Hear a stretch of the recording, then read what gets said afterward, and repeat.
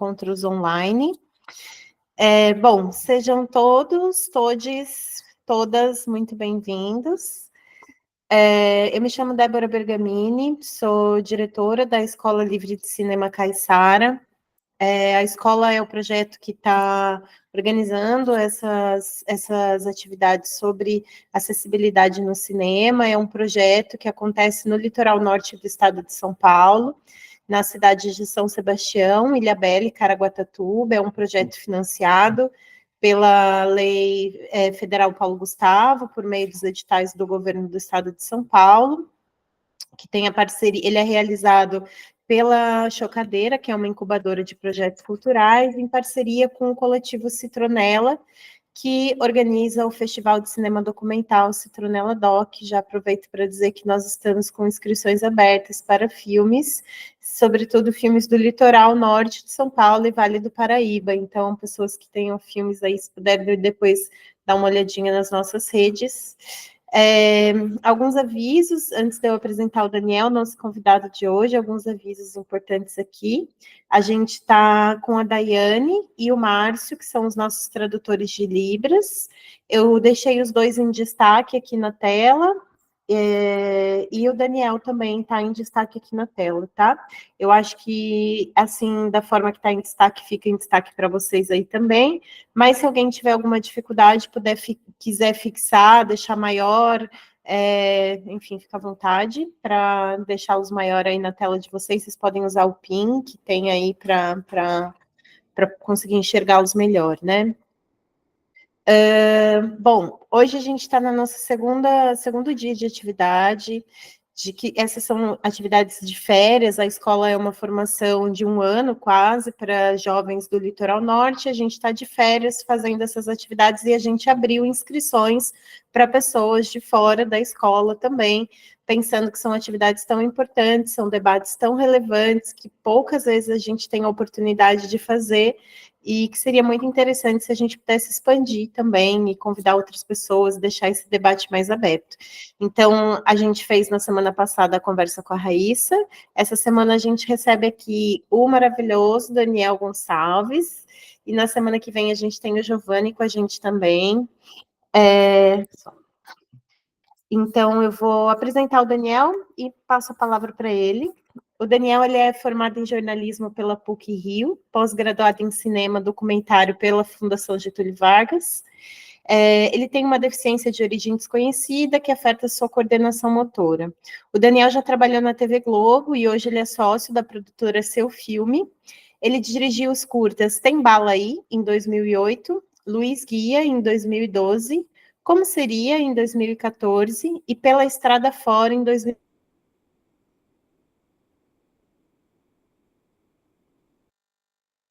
Como o IDFA, o Festival, a Mostra do Rio, Festival do Rio, a Mostra de São Paulo, o Festival de Sydney, Festival de Cartagena e a Mostra de Tiradentes. A Sexibilidade, o segundo longa do Daniel, ganhou o prêmio de melhor direção de documentário do Festival do Rio de 2023. Então, é um prazer enorme ter você aqui com a gente hoje, Daniel. Muito obrigada pela sua participação. A gente está também com a Raíssa aqui hoje, acho que vai estar ajudando a gente, né, compartilhando telas e ajudando também nessa mediação.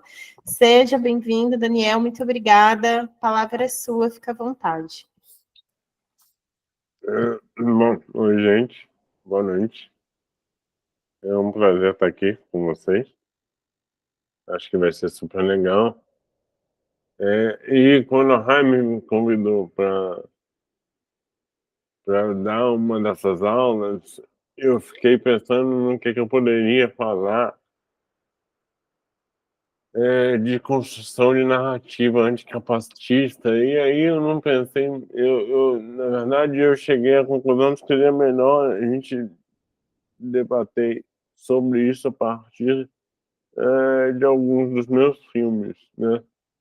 De alguns dos meus filmes mais recentes, eu diria. Daqui da sala, quantas pessoas assistiram Meu Nome é Daniel 2 semanas atrás?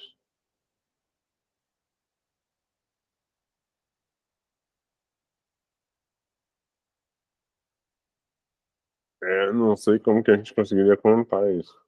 Talvez no chat.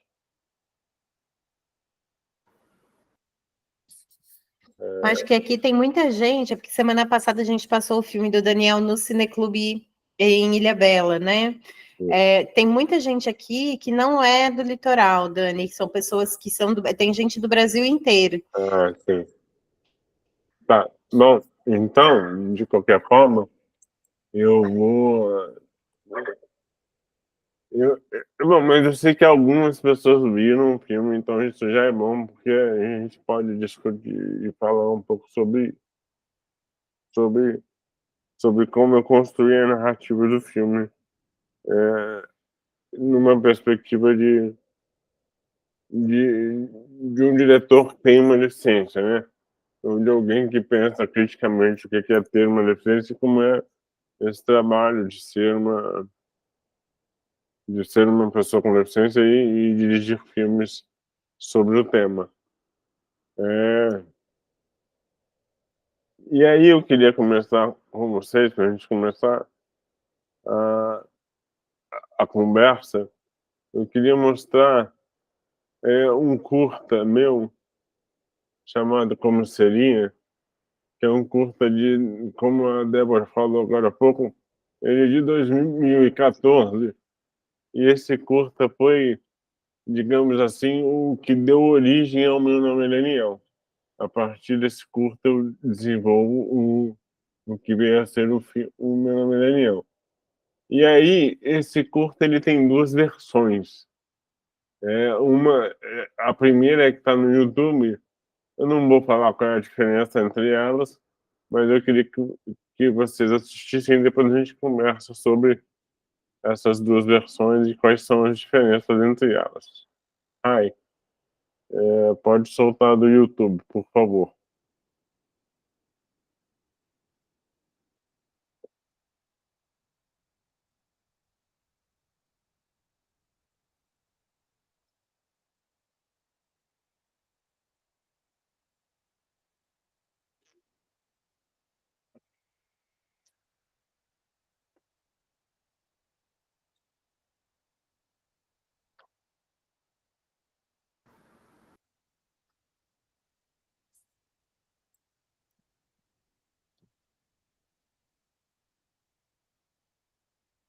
A gente não tá vendo a sua tela, tá?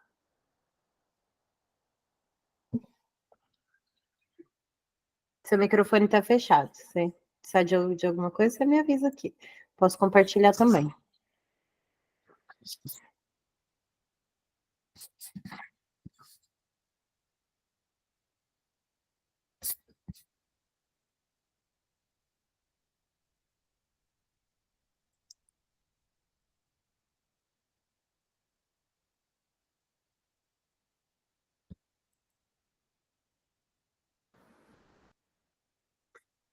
Seu microfone tá fechado. Vocês não estavam escutando nada, então? Não. Ai, meu Deus, tá? Estranho, tá, vou fazer de Tudo novo. bem, acontece. Passando amarradona assistindo e tentando falar com vocês, espera aí. Vamos de novo. Você não tá compartilhando a tela, você tem que compartilhar a tela com a gente primeiro. Vou compartilhar. E vão me avisando porque eu não consigo enxergar vocês. Tá bom, pode deixar. Agora entrou. Perfeito. Peraí, Chuchu! Senta aqui! Abaixa o braço, filha, abaixa o braço. O outro também. Moleque! De novo! Uma vez um amigo me perguntou se eu já tinha imaginado a minha vida sem a paralisia cerebral que afeta a minha coordenação motora. E eu respondi que era impossível dizer como seria. Provavelmente não teria sido tão divertido.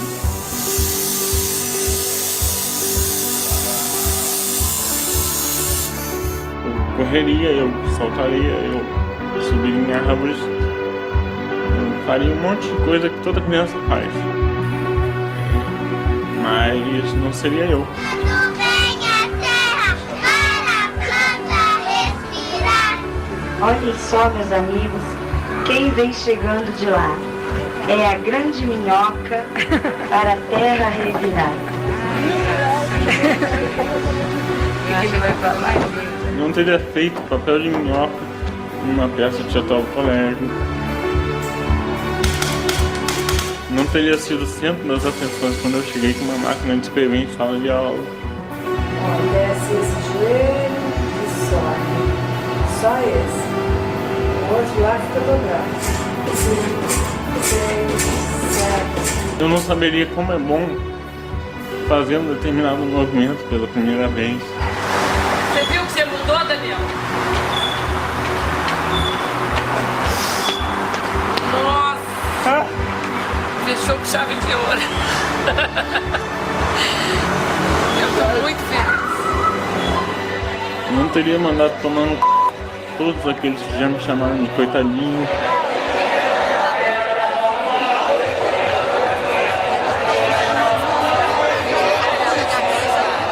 Talvez eu tivesse mais desenvoltura e não travasse na hora de chegar às meninas. Eu não seria jornalista, eu não seria editor, nem documentarista. Na real,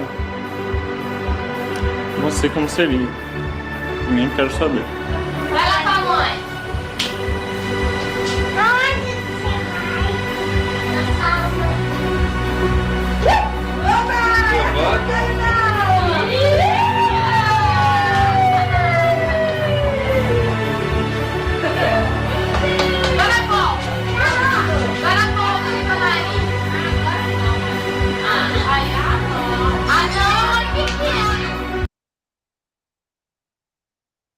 If Rhaenyra comes into power, your very life. Agora o segundo, por favor.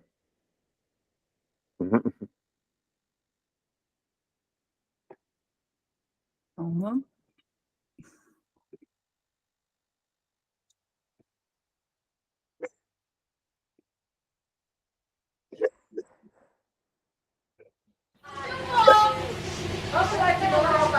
Vem cá, filho. Vai lá com o pai. Vai indo lá com o pai. Peraí, Chuchu. Senta aqui. Abaixa o braço. Abaixa o outro braço. O outro também. Moleque! De novo. Uma vez um amigo me perguntou se eu já tinha imaginado a minha vida sem a paralisia cerebral que afeta a minha coordenação motora. E eu respondi que era impossível dizer como seria, e que provavelmente não teria sido tão divertido.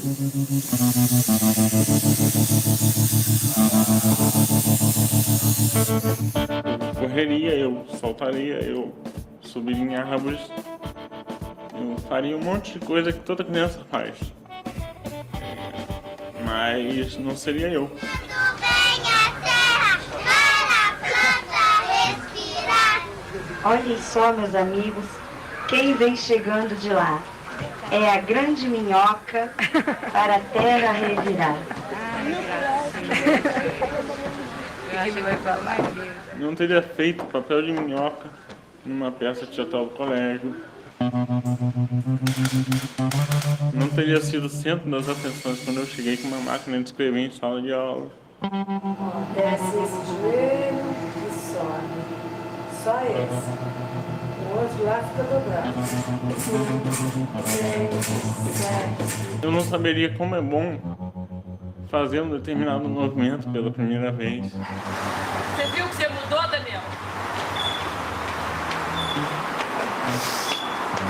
Nossa! Fechou com chave de ouro. Eu tô muito feliz. Não teria mandado tomar no cu todos aqueles que já me chamaram de coitadinho.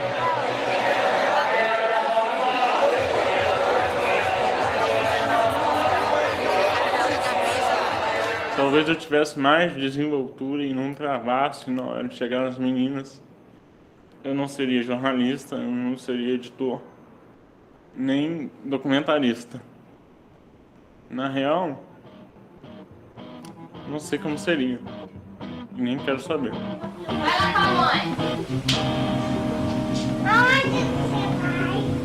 Na sala. Vai na volta.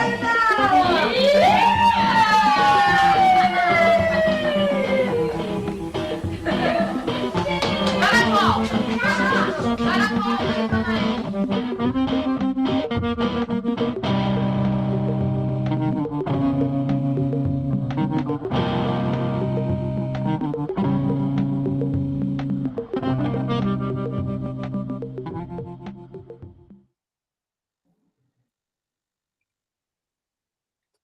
Bom, então tá aí o mesmo filme com duas versões diferentes.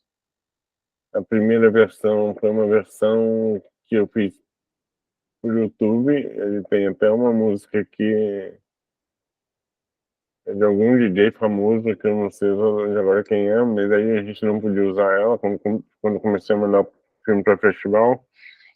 E aí eu pedi para um amigo fazer a trilha que está nessa segunda versão que vocês assistiram agora. E aí eu queria ouvir um pouquinho de o que a trilha mudou de um para o outro para vocês, de percepção, de como bate o filme. Digam.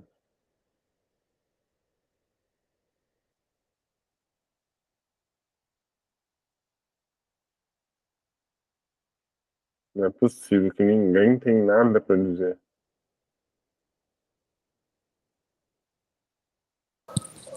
Boa noite, estão me ouvindo? Sim.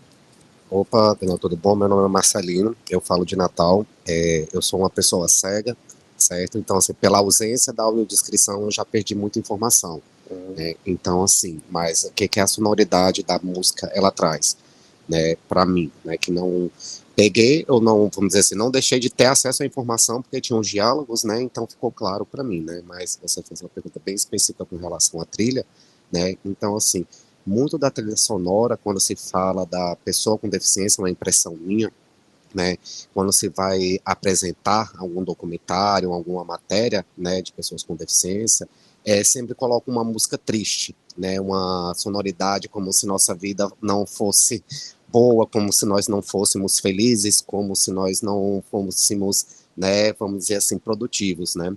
Eu achei bastante interessante, né, que você trouxe um pouco mais de vida, eu acho, no segundo vídeo, né, eu tive essa impressão, né, de uma coisa mais empolgante, uma coisa mais viva, uma coisa mais divertida, participativa, de acordo com aquilo que mesmo que você queria trazer, né, eu tive essa impressão, né, a minha internet está bem ruim aqui, eu estava cortando um pouquinho, sabe, mas eu acho que era sobre isso que você queria saber, né, assim, foi a minha impressão, né, com relação ao primeiro e ao segundo.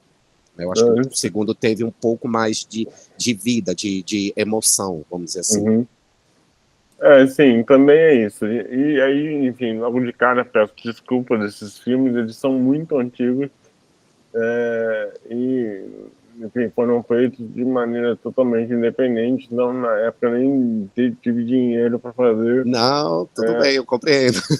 Custo de acessibilidade para eles, mas a partir do meu nome é Daniel, todos eles têm. Inclusive, eu exibi um pedaço do filme aqui, que agora eu já estou até caçando um outro arquivo que tem acessibilidade. Então, já mostro para vocês. É um pouco nisso, né? O que eu acho que a grande diferença de um para o outro é que a trilha do primeiro, eu diria que ela é bem mais apelativa que a do segundo. Apelativa no sentido de causar mais emoção, né? Porque geralmente quando a gente usa piano é muito usado para causar emoção, né? E se você pegar os comentários que estão, por exemplo, no como seria na versão que está no YouTube, vocês vão ver que é tudo, nossa, que exemplo de superação, que isso, que aquilo, que são justamente coisas que eu acho péssimas, né? que é tudo do que tem de mais clichê, né? Quando a gente fala de produtos e coisas que tem que tratam, né, de pessoas com deficiência, ainda mais quando esses produtos, esses filmes são feitos por pessoas sem deficiência, né? Geralmente a gente é sempre colocado naqueles dois lugares possíveis, né? Que é o lugar do coitadinho ou do cara que superou tudo, quase um super-herói. E a narrativa, ou decisões narrativas, de estética, de roteiro, influenciam muito nessas duas percepções, né? Eu acho. E aí, tanto que quando eu fiz o Meu Nome é Daniel, que tá, para quem ainda não assistiu, ele tá disponível no Globoplay. É, quando eu fui fazer o Meu Nome é Daniel, eu tinha muito claro para mim que o filme não poderia cair em nenhum desses dois lugares, né? Nem no lugar do coitado, nem no lugar da superação. E aí, para o filme não cair em nenhum desses dois lugares, eu tomei algumas decisões ao longo do processo, decisões aí, tanto de, de filmagem como depois, né, de edição, que foram justamente nesse caminho de não deixar o filme, ou não deixar que o filme caísse nesses dois lugares. Então, isso, desde o início, essa era uma premissa básica do filme, que o filme não caísse nem no lugar do coitado, nem no lugar do super-herói. E aí, quando eu comecei a montar o filme, em 2017, 7 anos atrás, mais ou menos, logo na primeira semana de montagem, ficou muito claro pra gente que eu não poderia usar nenhuma das entrevistas que eu tinha feito com pessoas de fora da minha família. Porque mesmo sem querer, né, mesmo de uma maneira talvez involuntária, as entrevistas dessas pessoas acabavam levando o filme para esse lugar, da exaltação do Daniel, e que não era isso que a gente queria. Então, acho que na primeira ou na segunda semana de montagem do filme, a gente já deixou, já estava muito claro que não daria para usar nenhuma dessas entrevistas e elas caíram, assim, sem nenhuma dor minha. E aí, conforme a gente foi avançando, né, no processo de montagem, eu me lembro que, além, né, do filme, além dessa coisa do filme não cair em nenhum desses dois lugares, também existia um desejo, uma vontade de não provocar nenhuma emoção nas pessoas, ou de não provocar nenhuma emoção gratuita nas pessoas. E aí isso também foi uma decisão, uma escolha estética e narrativa do filme de não provocar nenhuma sensação através de trilha sonora, por exemplo, né? Que também é um recurso muito usado no cinema em geral, que é botar música, trilha sonora para poder enfatizar alguma emoção, né? Ou para deixar o filme triste, ou para deixar o filme romântico e tal. E aí é, uma outra decisão em relação a isso foi na escolha de trilha, né? Na escolha das trilhas que foram compostas para o filme.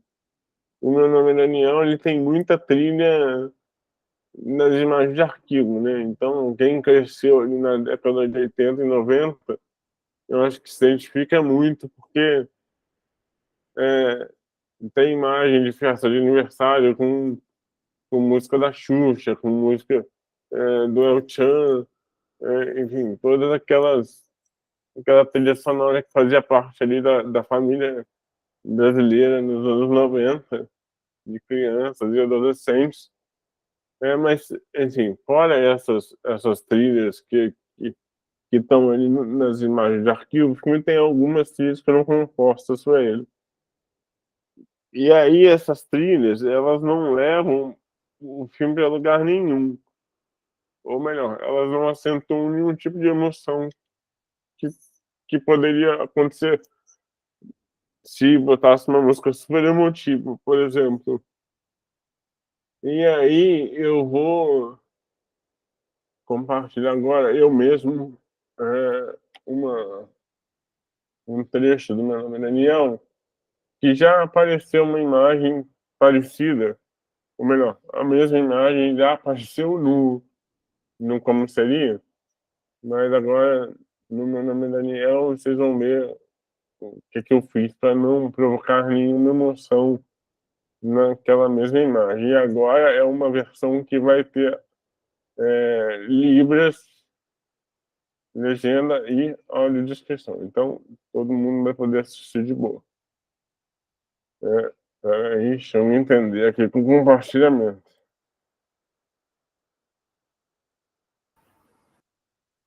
Ai, que ótimo. Aí que eu tenho que autorizar o Google a usar a minha tela.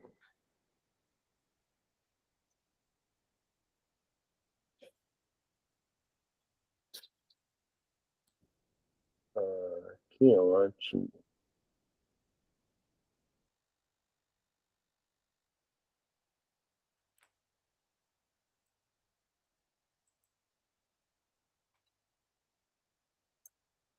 E, gente, eu não. Eu vou te mandar o link, porque para eu poder compartilhar, ele teria que fechar tudo aqui, acho que não vai ser legal. Vou te mandar o link e o tempo, a minutagem, na verdade.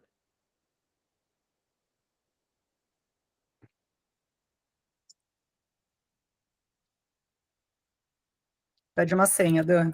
Você vai mandar aqui, né? Mandei no WhatsApp.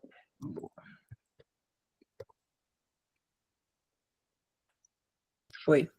E aí a minutagem é 29h42, mais ou menos. 29h40, por aí. Foi. Pronto. Pode soltar. Vamos lá, vamos lá.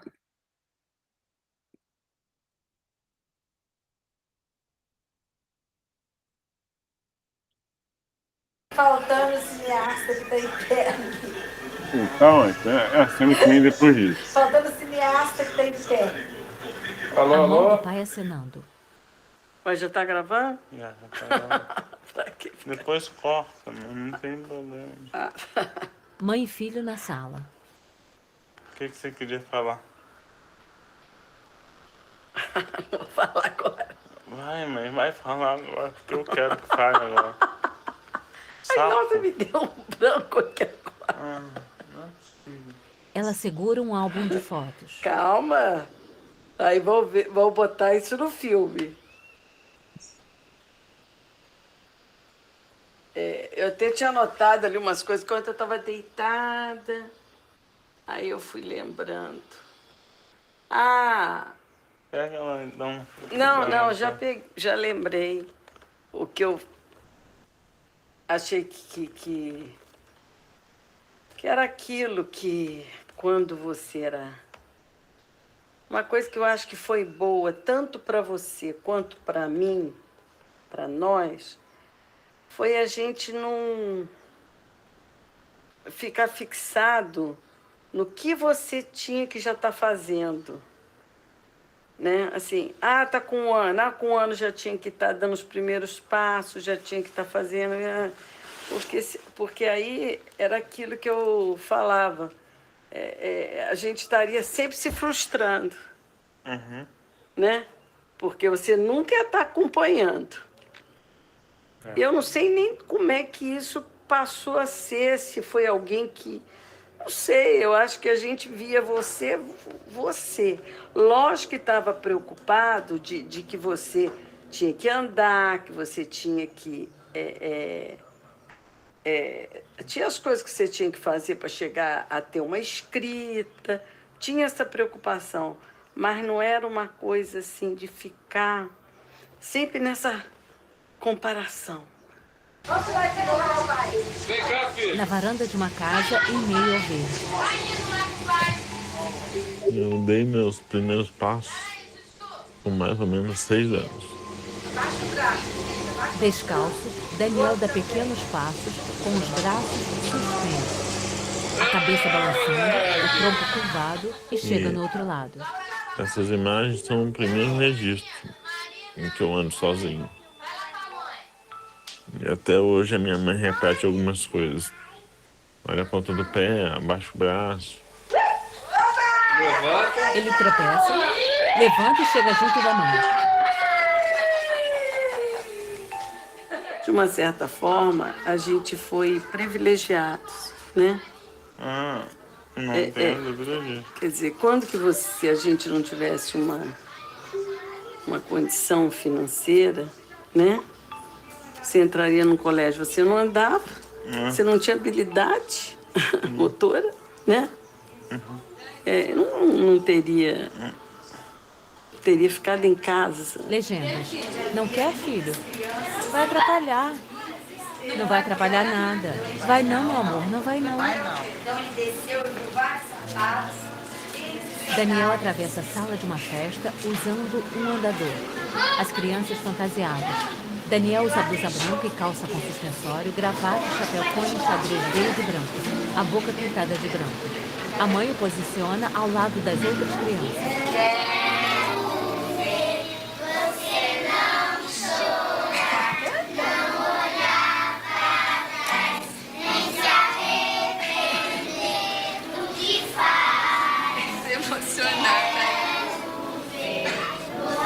Daniel canta e sorri. Mas se a dor nasce, você resiste e sorri.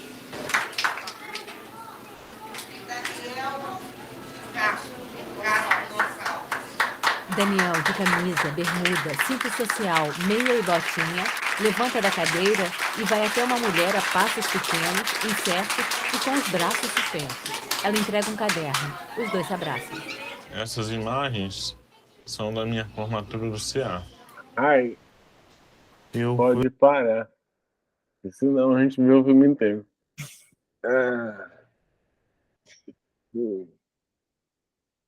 E aí, gente, notaram alguma coisa?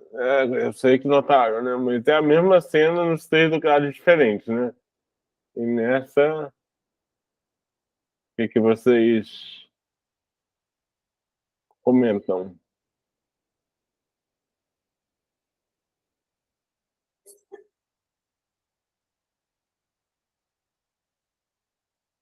Giovana, pode falar. Eu sou Giovana, sou uma mulher cis branca, de cabelos curtos grisalhos, uso um óculos e estou com um headphone na minha sala de trabalho. Eu assisti o filme, né? Então estou revendo essas cenas aí. Eu acho que é interessante quando você tem um filme muito curto, você não consegue dar tanto contexto, né? Então, quando você amplia a narrativa, você dá mais contextos, né, para uma determinada cena. E aí eu acho interessante você partir das lembranças da sua mãe, né? Com o álbum de fotos na mão. E aí você, ao mesmo tempo que está passando a cena dos seus primeiros passos, a sua mãe também está conversando e contando como foi para a família passar por isso, né? Tipo, não foi só a sua percepção pessoal, mas a percepção da família, ao mesmo tempo reconhecendo os privilégios e tudo mais. E eu acho que você conseguiu dosar bastante a percepção da família sem parecer essa questão da superação, assim, né? Porque, de fato, não é uma superação, é uma coisa que é esperada de você dar os primeiros passos, só aconteceu num momento diferente. do que para a maioria das pessoas. Então, eu achei muito interessante isso. É um pouco disso também, mas eu acho que eu estava falando, né, nessa coisa de não provocar nenhuma perdão.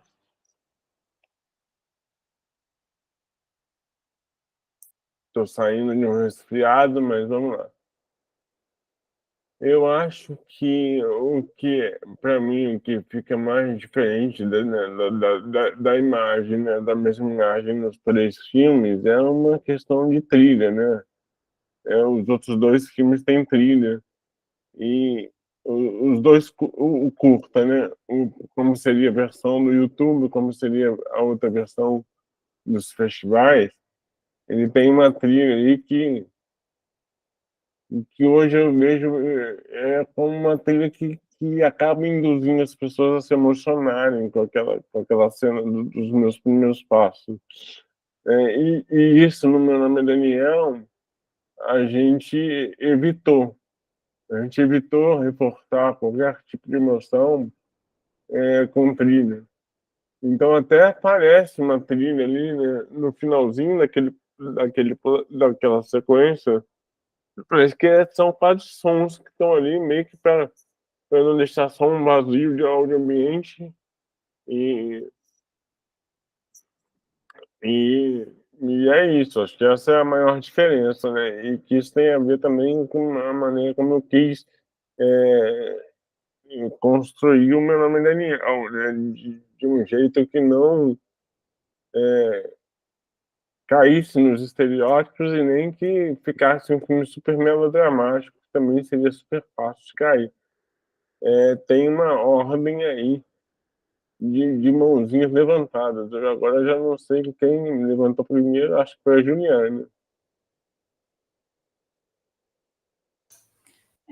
Não fui eu não que comecei a levantar a mão, acho que foi o Marcelino, falar primeiro. Isso, Marcelino, Juliana e Raíssa, a fila. Opa, eu novamente, vocês me ouvem? Sim. Opa, boa noite, pessoal. Desculpa, acabou que eu não me descrevi também, minha câmera não tá aberta, tá certo? Mas de qualquer forma, eu sou um homem de 40 anos, certo? Eu sou branco, tenho cabelos e olhos castanhos claros, uso uma barba preta bem densa, certo? E peso em torno de 66 quilos, tá? Ficou muito evidente agora aquilo que você quis trazer para mim, sabe? Eu não nasci com deficiência, a minha deficiência é adquirida, né, minha cegueira, e assim, quando eu não tinha a deficiência, se eu visse um filme desse com pessoas do meu lado, as pessoas iam daquela trilha musical inicial que você colocou, né? Um piano, uma coisa mais acolhedora, né? E tudo. Iam ter pessoas que iam chorar, iam ter pessoas que falassem, ai, que lindo, ai, que fofo, ai, que exemplo, né? E nessa segunda versão que você colocou agora, sem a trilha, né? Do meu ponto de vista, eu acho que eu esperaria mais um olhar, um sorriso, mais uma coisa de tipo assim, nossa, né? Assim, uma reflexão sobre aquilo, né? A trilha sonora emotiva, né, sempre leva mais para essa questão capacitista, né? Que fofinho, que bonitinho. Às vezes é um homem hoje da sua idade, né? Não sei quantos anos você tem, mas assim, remete a uma coisa meio infantil, né? Uma coisa muito imatura, né? Assim, as atitudes de uma pessoa com deficiência adulta, quando são mostradas assim com esse tipo de trilha sonora, né? Sempre remete a algo assim muito infantil, né? Qualquer ato que a gente faça que seja grande, às vezes, né? É levado muito por um lado assim mesmo emotivo, lúdico, né? Que sempre remete a algo muito infantil, né? As pessoas acabam sempre se emocionando e não vibrando, sorrindo, né? Eu achei bastante interessante essa versão que você fez aí no Meu Nome é Daniel, sem essa música, né? Porque eu acho que as pessoas podem tirar outras conclusões, né? Ao invés de sentir aquele sentimento muito, né? Intimidador, às vezes, né? Eu acho que essa ausência da trilha, ela traz uma versão mais encorajadora, uma nova versão, uma nova face, né? Eu acho que ela traz isso para mim. É exatamente isso que a gente queria fazer com o filme, né? Com o Meu Nome é Daniel.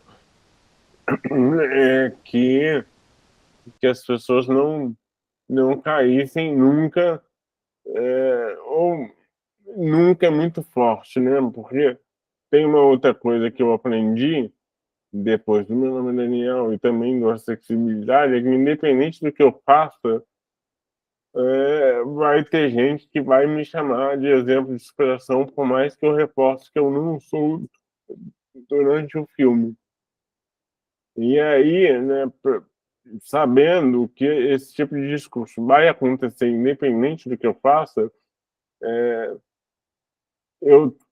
ao máximo que eu posso fazer é não provocar ou não exacerbar coisas que façam as pessoas terem essa percepção. Então, é exatamente isso que você falou, Marcelino. Essa ausência de trilha, ou essa trilha que é quase com uma não trilha, né? Uma não música, né? São sons que estão ali para preencher talvez um vazio sonoro, justamente nesse sentido, para não provocar nenhum tipo de emoção gratuita nas pessoas. Agora é a Juliana.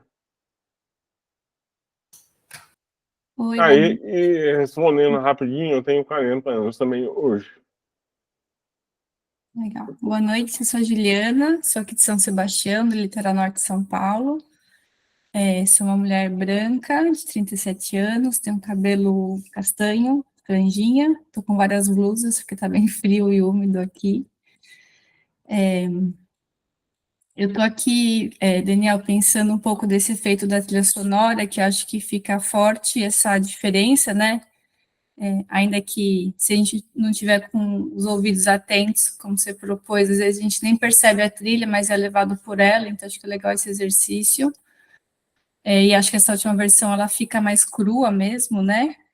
Você vendo, eu sou jornalista também, né? Daí talvez no jornalismo a gente até tem esse método de contar mais cru, mas fico pensando se até não ter uma trilha, não ter trilha também induz a pessoa para alguma coisa. Eu acho que a gente nunca consegue sair disso, né? Toda narrativa que a gente constrói, ela vai gerar algo na pessoa, né? Vai levar para um lado ou vai levar para o outro, por mais que a gente queira. Eu acho que você acabou comentando isso quando você estava respondendo agora, de não exacerbar sentimentos, né?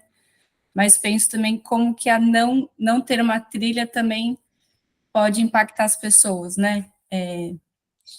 E até penso assim, né? Se você não queria cair nos dois lugares comuns que você fala, né? Para onde você queria levar a pessoa? Né? Será que teria uma trilha possível para levar para esse lugar ou a não trilha, ou essa bem baixinha é o melhor caminho para isso? Bom, o lugar que eu queria levar era o lugar do meio termo, né? De dizer que eu não sou nem um coitado e nem um super-herói, eu sou eu, né? Que esses dois lugares, como eu falei, eles são lugares que são colocados, lugares que as pessoas sem deficiência nos colocam, né? Esse não é um lugar que eu quero ocupar voluntariamente, né? Esse lugar ele é colocado por vocês. Eu sou colocado nesse lugar por vocês. Enfim, aí tem várias coisas que eu acho que por que a gente geralmente é colocado nesse lugar, né? Porque para a maioria das pessoas sem deficiência, ter uma deficiência é uma coisa ruim. E aí, se, por exemplo, eu faço um filme, mesmo tendo uma deficiência, eu posso ser um super-herói por ter feito o filme. Mas não, né? Eu só estou contando a minha história. Sei lá, nossa, que incrível, o Daniel escala. Tá, eu escalo, mas pessoas também escalam, né? Pessoas sem deficiência. Então,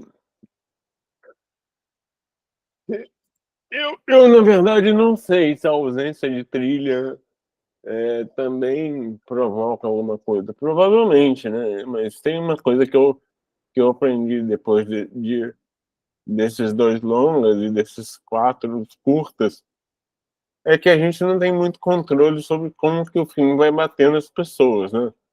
Então, o que eu posso tentar fazer é... Eu geralmente faço os filmes para mim, pensando no que eu gostaria de ver. E aí, a forma como vai bater no outro é consequência disso. Agora, assim, as escolhas, logicamente, são tomadas em função, né, do que eu gosto, do que eu acredito, do que eu pensei como narrativa, né, de como cinema, de como documentário, mas eu não fiz o filme pensando no outro, né? Ou pensando em como isso poderia bater no outro, até porque isso é uma coisa que eu tenho certeza de que não tem controle, não tem controle mesmo. Para quem viu para quem assistiu Meu Nome é Daniel todo, a, a sequência final do filme foi uma sequência que eu banquei, assim, né? Tinha uma galera que não acreditava naquela sequência, mas eu achava importante que ela existisse. Eu não vou falar qual é a sequência aqui em detalhes, porque é muito spoiler, mas acho que vale quem puder ver o filme entender que ela não... A sequência final do Meu Nome é Daniel, eu considero ela quase que como um epílogo, né? Para mim, o filme acaba na sequência anterior. Na penúltima sequência acaba a história do filme. Mas eu achei que era importante eu fazer aquela provocação que está na sequência final, porque era um desejo meu de tentar conversar com algumas pessoas, de tentar cutucar algumas pessoas. Então, essa foi uma sequência que eu fiz pensando nos outros, mas não pensando, nossa, o que as pessoas vão achar, não. Eu fiz pensando nos outros no sentido de incomodar mesmo, sabe? Eu sabia que poderiam acontecer, que poderiam vir críticas àquela sequência, mas todas as críticas negativas que tiveram em relação a ela vieram de homens brancos, cis e heterossexuais, que era justamente o perfil que eu queria incomodar. Então, eu acho que eu acertei nesse incômodo. Então, é isso. Rai, sua vez. Não, na verdade, eu queria só fazer um comentário a partir do que o Marcelino trouxe, e você está, obviamente, trazendo, que é sobre as trilhas capacitistas, né? Que eu acho que é tomar muito cuidado com essas trilhas todas as propagandas que tem, sei lá, crianças com síndrome de Down, por exemplo, tem sempre essas trilhas, isso é muito comum no universo da propaganda, e de filmes capacitistas que tem milhões. Então, é só algo que é bem importante cuidar quando for construir né, pensar assim na trilha mesmo, porque ela pode errar muito e ser algo muito perigoso. Exatamente. E aí, só para caminhar para o final do Meu Nome é Daniel, a gente também poder falar um pouquinho da flexibilidade, né, de como foi a construção dele, a construção narrativa. Teve uma outra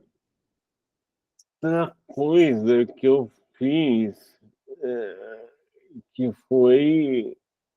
Ou melhor, não, peraí, acho que eu já falei de tudo. Falei... lembrei, sim.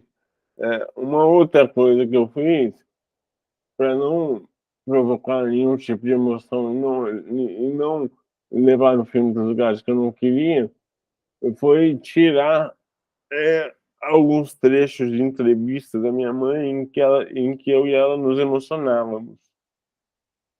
Eu gravei 2 ou 3 entrevistas com a minha mãe, né, que são essas entrevistas são a base, né, da narração dela, que está no filme. E tiveram 2 ou 3 momentos em que a gente se emocionou, né, falando sobre alguma coisa. Eu nem lembro exatamente sobre o que foi, mas tiveram 2 ou 3 trechos que a gente se emocionou. E eu tirei isso do filme, também para não provocar nenhuma emoção através da nossa. Então, aí o tempo passou, né? Eu fiz o Meu Nome é Daniel em 2018, teve a primeira exibição. Ainda em 2018 eu cheguei a fazer, ainda em 2018 eu comecei a fazer o Acessibilidade, meu segundo longa. Então eu fiz uma série de gravações em 2018, eu gravei acho que 13 entrevistas. E aí teve pandemia, né? O tempo, tem um tempo, né, que as coisas de filme levam para acontecer também, um tempo que é inerente eu digo, a feitura do filme, né? De tempo que leva para captar, né? Para fazer o filme se tornar realidade. E eu volto a gravar o filme em 2022. Faço outras entrevistas para o filme. E aí, numa das últimas entrevistas que eu gravei, o Edu Oliveira, que é um cara de Salvador, um artista com deficiência, artista de dança e tal, ele me fez uma provocação que, se a provocação que ele fez tivesse sido uma das primeiras entrevistas, eu provavelmente teria mudado o filme inteiro. Então, vai, pode soltar o trechinho do Edu. Edu Artdef. É o terceiro, o número 3, eu acho. Tem que deixar aberto meu microfone, peraí. Vamos lá.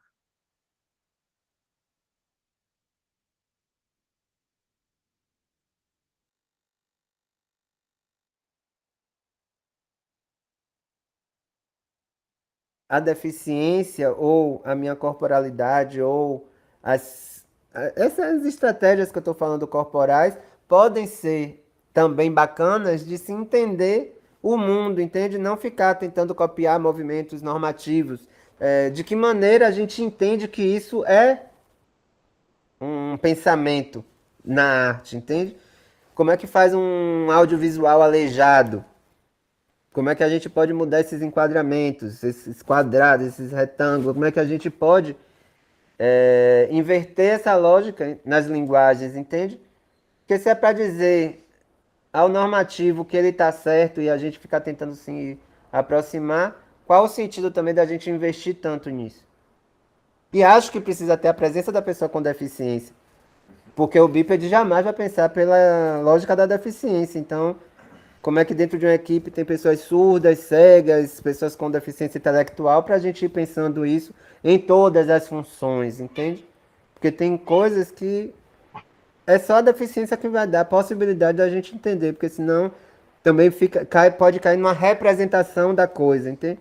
Não é sobre a representação, é sobre ser. É alejar a câmera, é alejar o som, é alejar a montagem, é tirar essa normatividade, entende? E aí, gente, ele me soltou essa bomba, né, no meio da gravação, e nesse dia eu resolvi pegar a câmera e eu fiz a câmera na performance que a gente gravou com o Edu e com a Estela logo depois dessa entrevista.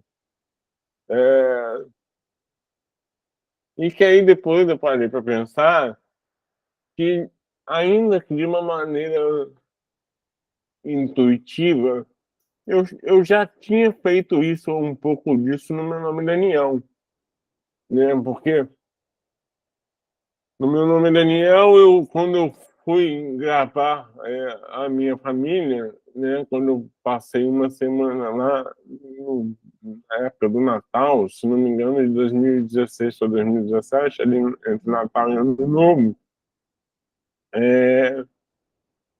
eu fui sozinho. Eu fui sozinho por um motivo principal, que era o de não interferir muito na minha casa como equipe, né? Porque a minha mãe já ficou super incomodada com a minha presença com a câmera ali, ela teria ficado muito mais incomodada se eu estivesse com técnico de som, luz, fotógrafo, etc. Então, eu fui sozinho e, de alguma maneira, isso aparece em alguns pedaços do filme em que eu filmo lá na casa dos meus pais. Eu já estava fazendo esse audiovisual def, né? Eu já estava fazendo essa câmera que não é estável, porque ela é a minha câmera, né? E a minha câmera nunca vai ser estável como a de uma pessoa sem licença. E não tem problema nisso, né? É usar a minha condição para criar alguma coisa do meu cinema, né? O meu cinema, ele tem a minha câmera. As coisas que eu faço, ela tem essa identidade. E aí, quando o Edu me fez essa provocação, na entrevista dele, a entrevista dele foi a penúltima entrevista. Então, como eu falei agora há pouco, naquele dia eu resolvi pegar a câmera e eu filmei também, né, a performance que ele fez com a Estela. E aí, quando eu comecei a montar o filme ele tem uma referência muito clara, ou a acessibilidade, que são os documentários do Eduardo Coutinho, que os últimos filmes do Coutinho, os últimos 6 ou 7 filmes do Coutinho são basicamente filmes de entrevista. Filmes de entrevista em que cada uma das pessoas fala uma vez só,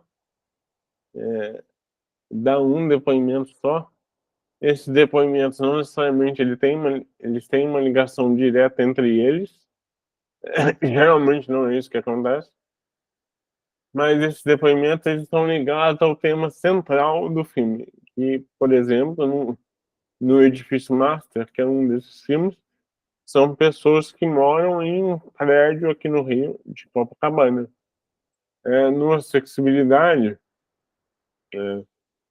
todas as pessoas falam ou contam algum episódio, alguma experiência que tenha ligação com a vida afetiva ou sexual delas.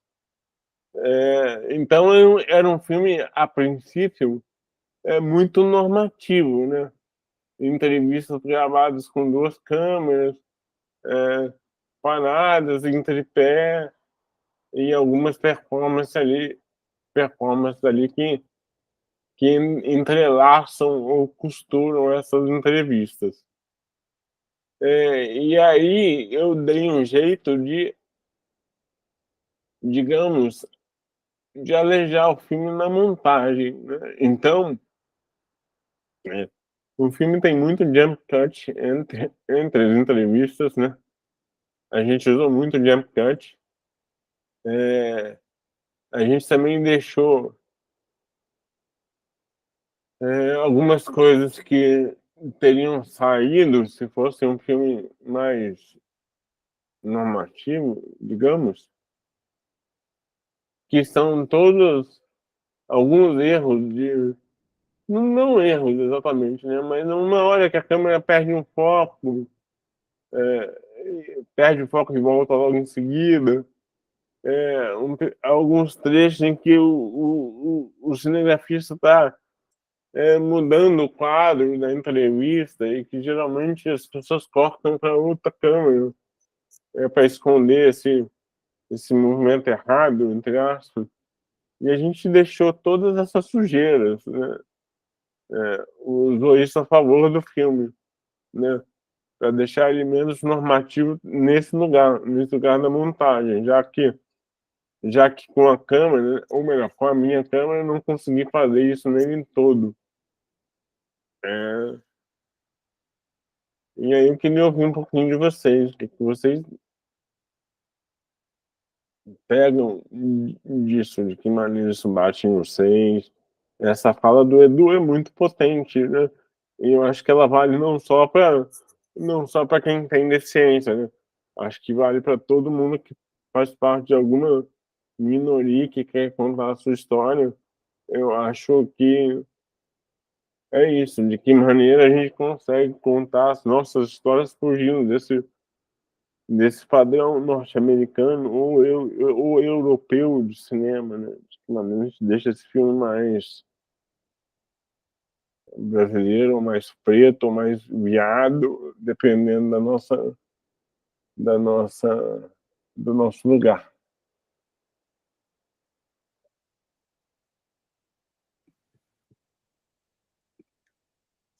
Alguém tinha levantado a mão. Acho que Marcelino estava com a mão levantada, né? Não sei se ele abaixou. Eu acho que ele. Abaixou. Tá.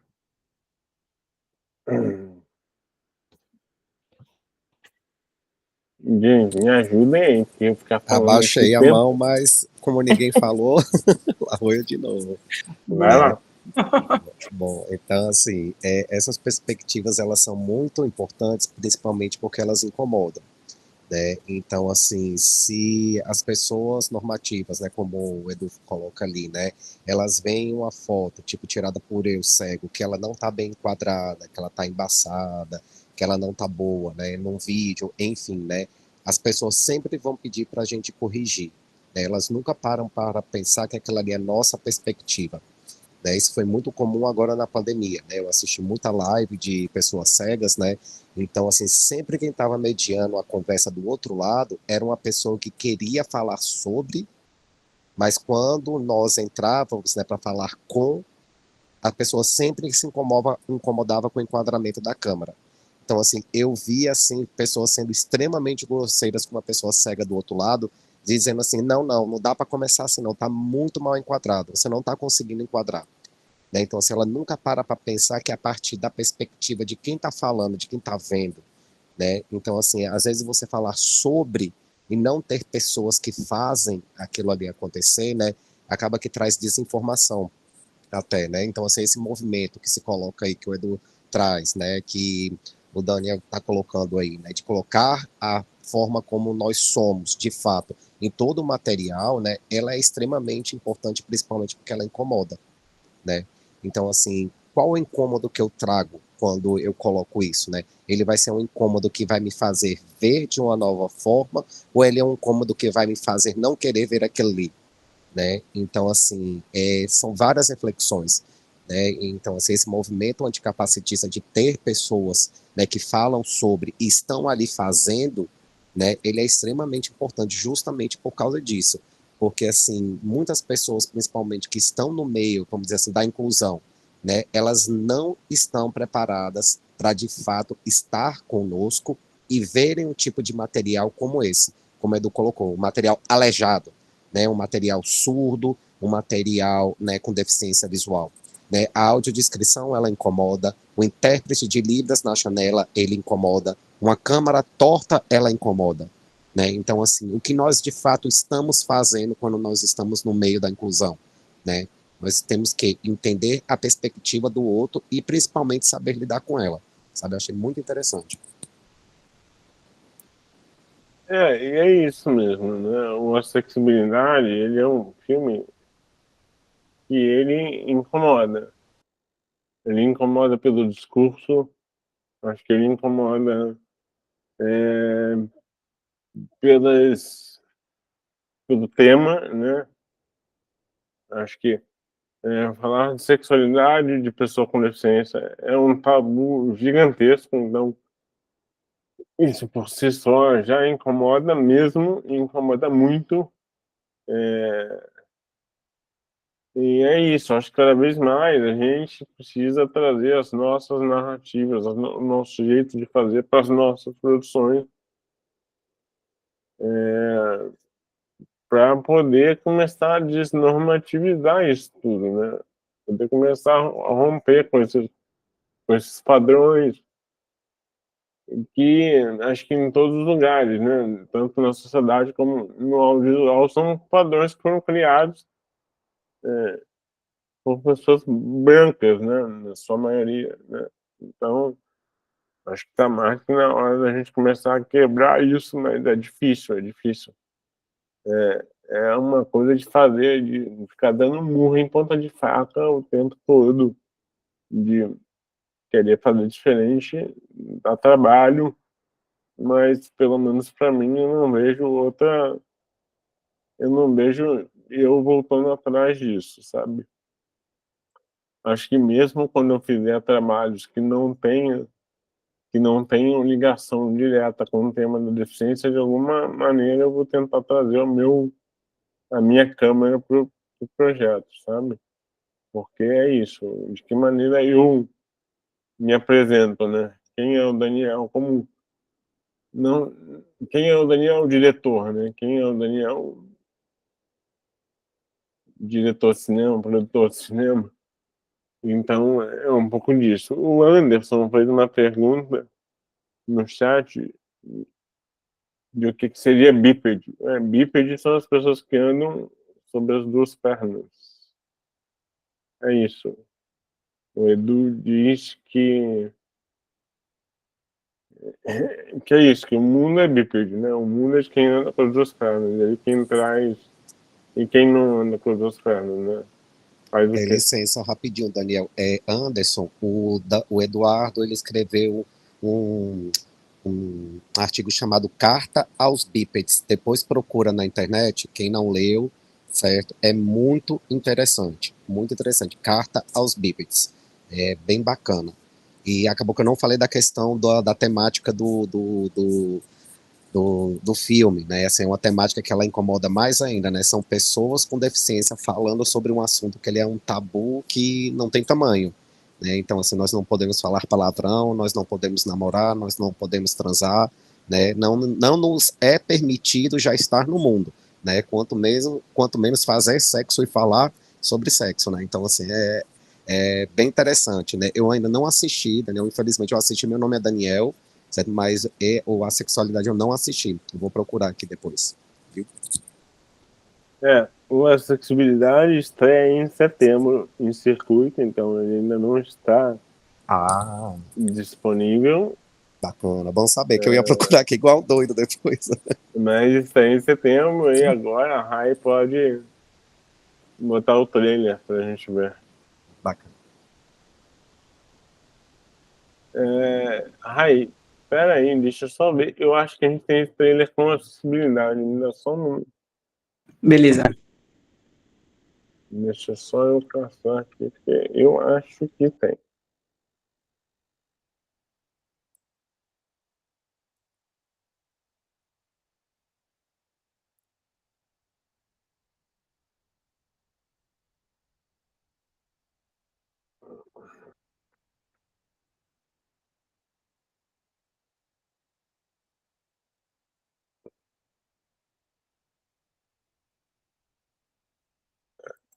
Não sei.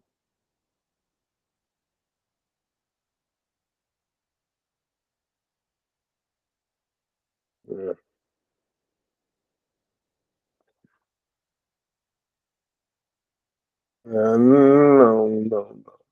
Infelizmente não, mas logo teremos o trailer com acessibilidade. Então vamos nesse aí, por enquanto.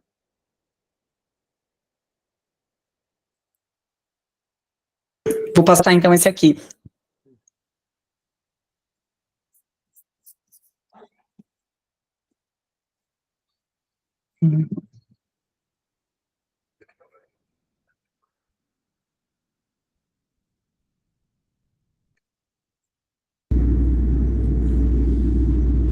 Eu aposto que você nunca ficou com uma pessoa com deficiência.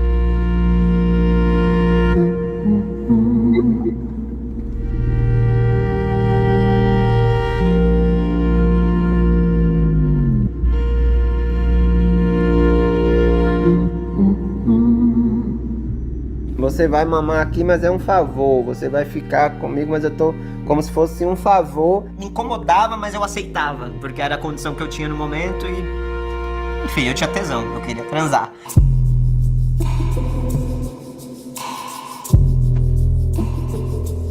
O que acontece com o meu novo corpo não é hipersexualização, é dessexualização. Eu com quase 40 anos, minha mãe acreditava que eu era virgem. Eu tenho muito sucesso com minha ex-namorada, com todo mundo. Que parece que existe até um grupo que só fica com pessoas com deficiências. As pessoas têm muito receio de, como é que beija você? Gente, cala a boca. E aí eu fui docemente abrindo o zíper, abrindo a calça, arriando tudo. Amigo, aquilo deu um tesão que você não faz ideia.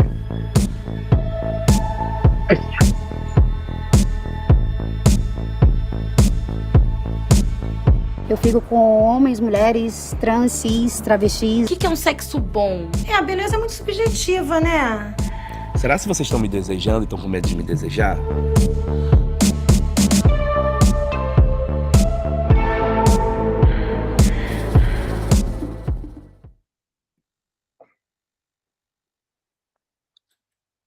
Então, esse é o trailer. Giovana disse ali no chat, perguntou se tem previsão de entrar em algum streaming. É um filme que vai para o Globoplay em dezembro, provavelmente. E se a gente quiser exibir o filme em uma roda de conversa na Unicamp, sim, é uma super possibilidade. Nesse sentido, podem falar com a Raíssa, que é a nossa produtora de impacto, e que ela está centralizando todos esses pedidos de exibições fora do cinema. Eu vou deixar no chat um e-mail que vocês podem enviar esses pedidos e possibilidades.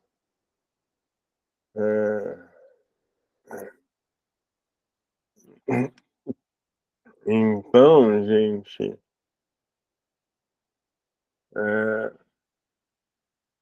que mais? O que vocês tiram de tudo isso que eu falei, né? Porque quando a gente fala, né? Quando a Rai me falou de narrativas anticapacitistas, eu acho que isso tudo é uma coisa que ainda está muito em construção, né? E em construção por nós, né? Que estamos fazendo filmes e cinema e que somos pessoas com deficiência. Não tem uma coisa certa, não tem um caminho certo. Acho que são várias possibilidades e que a gente vai descobrindo, né? Eu ainda estou descobrindo um jeito de fazer um filme anticapacitista. Acho que cada vez mais os meus filmes, as coisas que eu faço são anticapacitistas, mas é um processo.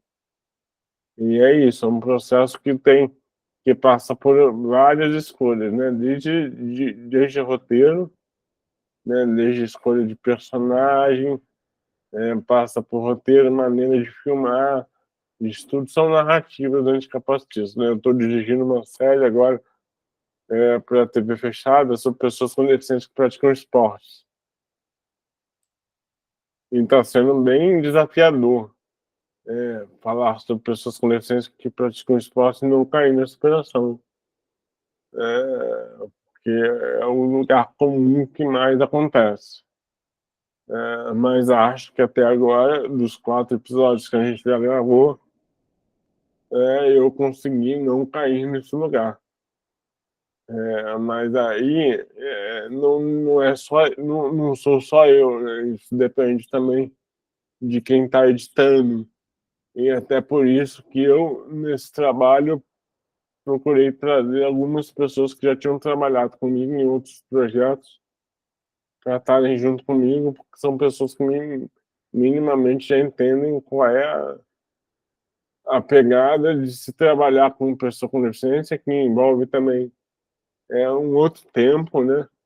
Um outro tempo de gravação, um outro tempo de produção, porque o nosso tempo não é o mesmo de uma pessoa sem deficiência, então às vezes demora mais para gravar com a gente. E também nas escolhas de montagem, né? O diretor, o cara que é o chefão da produtora que está fazendo esse projeto, ele flerta com capacitismo dia sim, dia não. E eu tenho que falar quase que todo dia, não, isso vai cair nessa operação, isso não pode ser feito assim.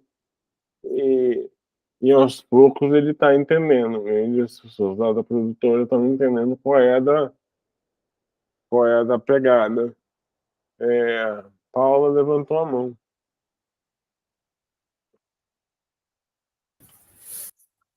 Oi, gente. Meu nome é Paula. Eu sou uma mulher com cabelo escuro, bem curtinho, com a pele, enfim, não é uma pele branca, mas também não é uma pele preta. E venho contar, né, de como foi para mim assistir esses filmes e escutar vocês, né, do lugar de uma pessoa que é terapeuta ocupacional e que venho me aproximando cada vez mais, né, de espaços do audiovisual.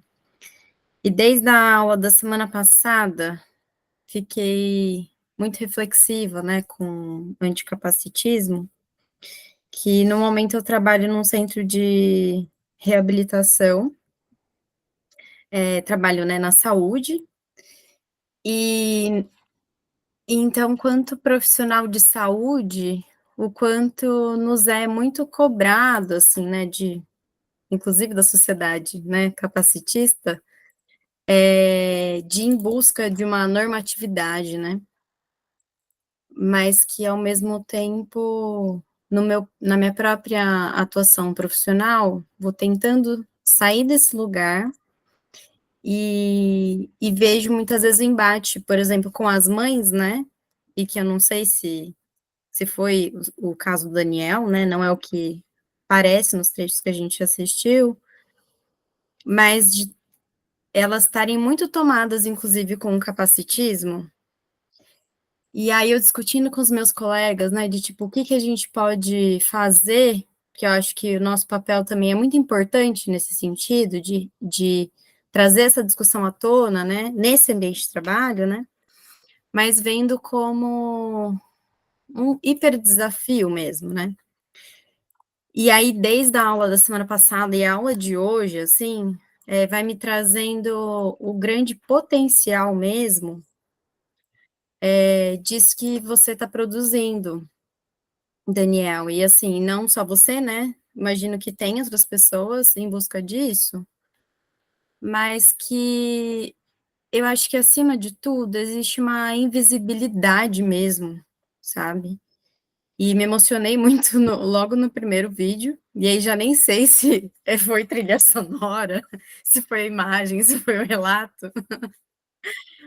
Mas o simples fato de estar tendo acho eu, né, de estar tendo a visibilidade da sua perspectiva, da sua voz, sabe, da sua experiência e da sua produção, para mim foi um negócio fodido, assim, sabe? E aí, cada vez mais que isso vai sendo trazido para as pessoas, que não é de nenhuma romantização mesmo da vida, né? Da potência que isso tem mesmo, de dar visibilidade, porque assim, hoje em dia, assim, né, tem aí processos de acessibilidade, de inclusão, as pessoas com deficiência estão por aí, mas estão, né, como, quando, onde, estão de fato se relacionando com as pessoas, né, com e sem deficiência, enfim, né, então, eu acho, de fato, muito fodido, assim, e aí, não, o tema do último filme, eu fiquei louca com esse trailer,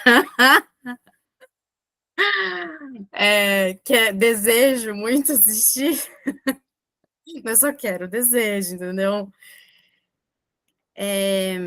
Eu acho que é isso, assim, eu acho que eu fiquei pensando a questão da trilha, que eu realmente não era uma coisa que eu estava me dando conta, né, nos primeiros vídeos, mas fiquei pensando que o silêncio, talvez ele traga mais, o tempo todo a provocação, Daniel. Talvez não tenha sido só o final, a sequência. Eu não assisti, tá? Meu nome é Daniel, não assisti, infelizmente. Mas, assim, talvez nem tenha sido só na última sequência que você tenha tido essa intenção. Talvez tenha sido o filme todo. E eu acho que é isso que a gente mais precisa, assim, sabe? Para mim ficou muito essa ideia da visibilidade mesmo. Enfim, muito grata por essa aula, viu?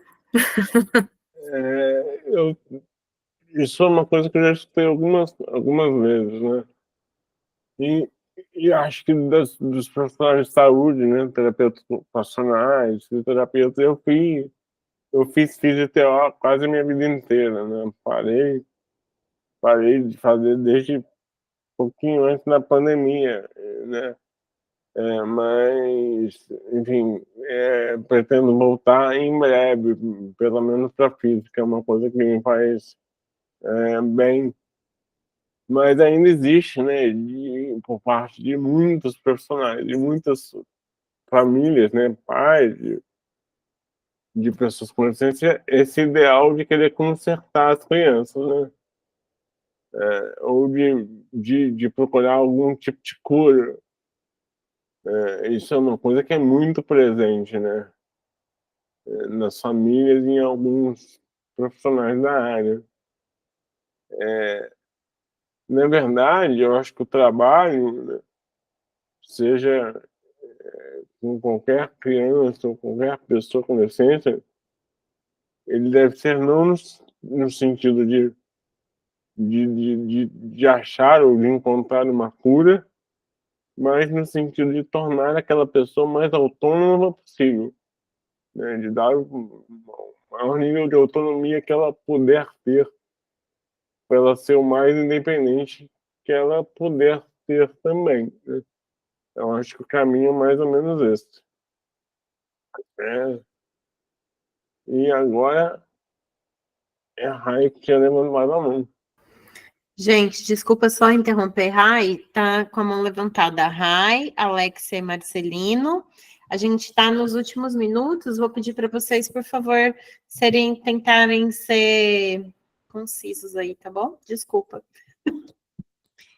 Não, só fazer uma observação nisso que o Dani trouxe, né, enfim, tudo isso está trazendo, assim, de narrativa, e é só também interessante, assim, a gente observar, né, o quanto isso realmente está na sociedade, está nos filmes, e às vezes são comentários, né, a gente até falou na aula passada de terminologia, que é algo que vem, é o básico do básico, enfim, tudo é básico, né, precisa ser básico, mas terminologia é algo que é super importante, né, porque palavras têm muito poder, né, nas nossas narrativas, e até hoje, assim, é muito comum encontrar em filmes palavras ou comentários capacitistas, até mesmo no Pobres Criaturas, né, agora, do Yorgos, até ele fala no início do filme, quem é essa retardada que tá aqui? E são detalhes, mas eu acho que são detalhes importantes, assim, que como eles vão influenciando a sociedade inteira, né, porque você começa a normatizar essas palavras e achar que você pode falar elas, então é só importante tomar cuidado nisso, né, que às vezes a gente fala sem querer, coloca numa narrativa e comete esse erro, que é bem, bem sério. Era isso. E acho que isso também vale para os próprios termos que a gente usa hoje em dia para se referir a pessoa com deficiência, né? Eu vejo muita gente usando isso até é uma coisa que a Camila já falou algumas vezes, do quanto ela acha que a sigla PCD atrapalha. Total. Porque hoje em dia eu escuto muito a pessoa PCD. Pessoa PCD é o caralho, sabe? Com perdão da palavrão, mas é isso. Pessoa PCD é igual falar gordo obeso, sabe? É a mesma coisa. É redundante, um negro preto, sabe? É a mesma coisa. E acho que a gente lutou tanto, né, para falar, para ter uma pessoa com deficiência, que eu vejo muita gente usando o PCD meio que como um apagamento, né? Usa o PCD e aí escanteia a pessoa com deficiência, que a gente lutou tanto para poder ser o mais usado, digamos assim, né? Porque é aquela coisa, né, de usar a pessoa na frente da deficiência, né? Usar a deficiência como mais uma das características daquela pessoa, e o PCD está apagando isso muito, né? Então, eu tenho evitado eu tenho evitado ao máximo usar a sigla. Qual é a ordem aí que eu já esqueci? Marcelino agora. Marcelino, e depois a gente segue para as considerações finais, tá bom? Beleza. Vocês me ouvem? Sim. Bom, então voltando só um pouquinho o que a Juliane falou lá no início, com o que você falou agora sobre o esporte, né, esse conceito de superação, Daniel. Eu sou atleta profissional de judô, faço competições regulares e tudo. E assim, me incomoda muito a questão de todo o material audiovisual que vai para a imprensa, que trata sobre o esporte, né? Esse conceito de superação, ele sempre é muito reforçado, né? Então, assim, é sempre uma trilha sonora bem melancólica, mostrando um atleta que ele é líder do ranking mundial de judô. Eu falo assim, gente, o cara tá ali todo suado, lutou não sei quantas lutas, o cara tá descabelado, com o rosto rasgado, às vezes com o braço rasgado, ele bota uma música bem tristezinha, assim, sabe? Tipo assim, coitada do ceguinho, olha, ele ganhou uma medalha de ouro, né? Nunca é totalmente diferente pegar um atleta olímpico, né, que foi lá, ganhou o mesmo título e tal, líder do ranking mundial e tal, é uma trilha sonora tipo do Rock Balboa, né? Nunca é igual.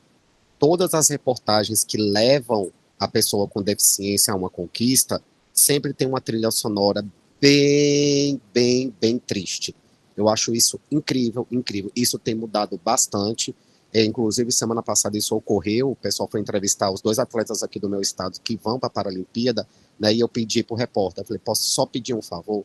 Não coloca a trilha sonora de choro no final. Pega o DJ Alok, pega aí a trilha do Rock Balboa, que eu falei agora, né, e insere uma coisa que realmente remeta à atividade que essas pessoas exercem, né? Não reforça o conceito da deficiência com relação à tristeza, que é triste. Ah, ele demora a sair de casa, olha, atravessa a cidade inteira de ônibus e tal, não sei o que, não sei o que. Mostra que ele tá aqui suado, sujo, fedendo, lutando, que ele tá acabado, entendeu? Mostra isso, que é a vida do atleta, né? Tipo assim, nunca coloque a dificuldade dele estar no tatame, não coloca a dificuldade. Ah, ele pega uma cadeira de rodas, ele vem aqui, corre não sei quantos quilômetros para poder ganhar uma medalha, né? Quando fala da galera do atletismo. Enfim, todos esses conceitos da deficiência no esporte, né? Eles são muito mais evidenciados do que um atleta em si. Né, o atleta, ele meio que é colocado de lado, é como se fosse sempre o conceito da superação, tipo, ele saiu de casa e ele merece ser visto, né, ele nunca merece ser visto pelas conquistas, né, e essas conquistas, elas sempre têm um tom de tristeza, né, e nunca de um ganho, aquela coisa mesmo do atleta, da Olimpíada em si, né, isso é bem evidente, e obrigado pela oportunidade de estar aqui, viu, gente, foi bem bacana.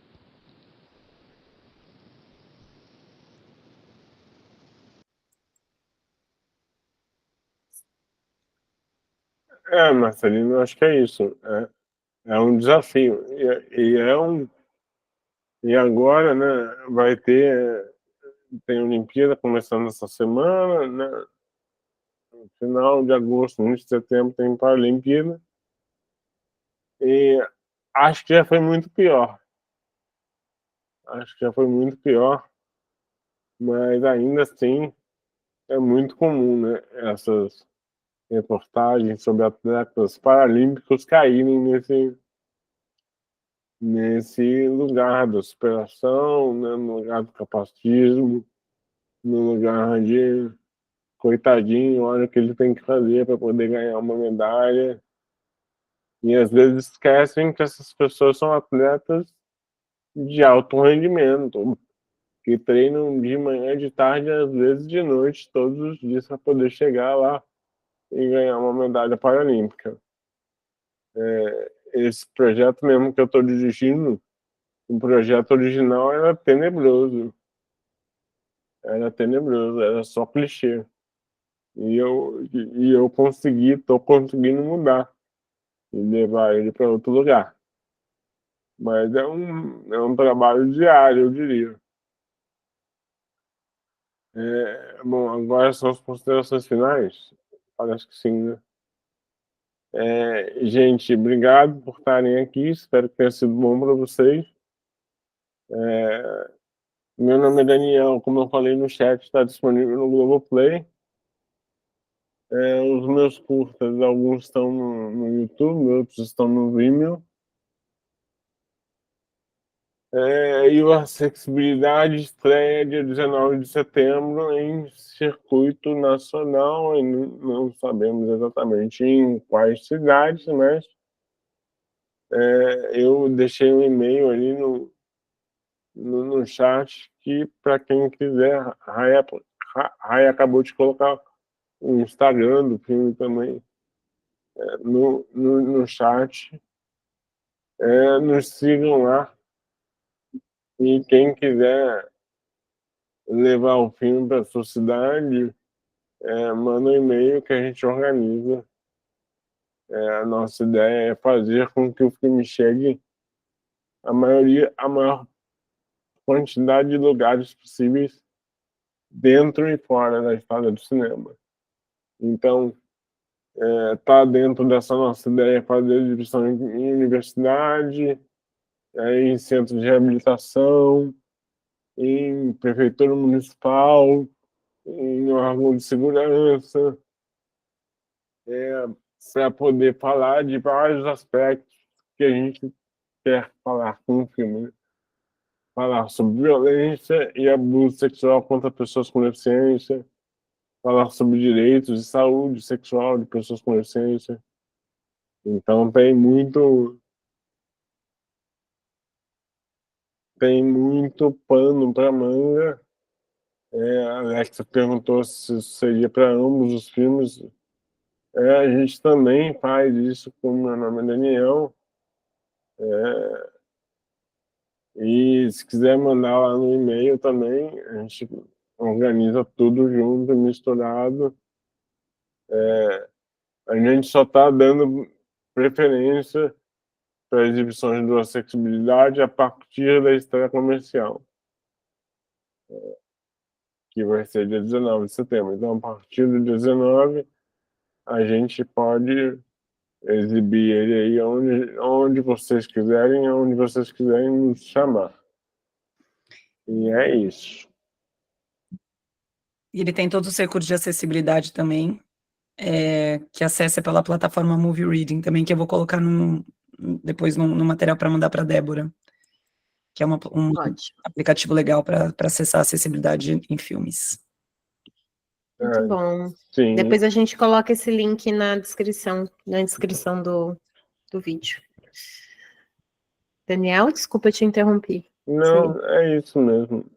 Dizer que o filme ele vai ser sempre exibido com legenda descritiva, isso desde a primeira exibição do filme a gente tem feito isso, e os demais recursos vão estar no aplicativo, e provavelmente a gente deve fazer algumas sessões em cinema com todos os recursos disponíveis também.